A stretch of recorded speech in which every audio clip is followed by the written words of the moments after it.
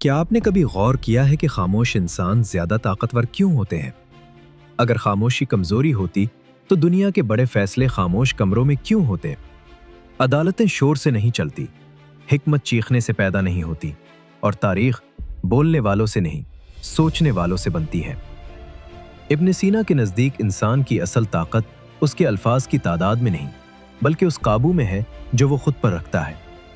جو ہر وقت بولتا ہے وہ اپنی اندرونی طاقت آہستہ آہستہ باہر بہا دیتا ہے، لیکن جو خاموش رہنا سیکھ لیتا ہے وہ اپنی توانائی جمع کرتا ہے۔ یہی وجہ ہے کہ خاموش انسان کم بولتا ہے، مگر جب بولتا ہے تو وزن کے ساتھ بولتا ہے۔ وہ دوسروں کو قائل نہیں کرتا، وہ خود کو سنبھالتا ہے، اور یہی خود پر قابو دوسروں پر اثر بن جاتا ہے۔ آپ نے محسوس کیا ہوگا، محفل میں سب سے زیادہ توجہ اکثر اس شخص کو ملتی ہے جو کم بولتا ہے، لیکن اس کی موجودگی محسوس ہوتی ہے۔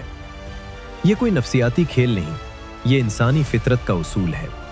اگر آپ یہ ویڈیو آخر تک دیکھیں گے تو آپ سمجھ جائیں گے کہ خاموشی صرف عادت نہیں، بلکہ ایک طاقت ہے جسے سیکھا جا سکتا ہے۔ آج کی ویڈیو میں ہم یہ بھی جانیں گے کہ خاموش انسان دباؤ میں کیوں نہیں ٹوٹتا، وہ تنقید سے کیوں نہیں ہلتا، اور وہی لوگ آخرکار قیادت کیسے حاصل کر لیتے ہیں۔ یہ باتیں عام نہیں، یہ وہ اصول ہے جو ہر کوئی جانتا ہے مگر مانتا نہیں۔ اگر آپ چاہتے ہیں کہ آپ کی شخصیت میں بھی یہ خاموش طاقت پیدا ہو تو ویڈیو کو آخر تک دیکھیں۔ ویڈیو کو لائک کریں تاکہ یہ حکمت مزید لوگوں تک پہنچے، اور چینل کو سبسکرائب کریں کیونکہ یہاں ہم بات کرتے ہیں آپ کی زندگی بدلنے والے سچی اصولوں کی۔ کوشش کرتے ہیں اپنی اور آپ کی اصلاح کی۔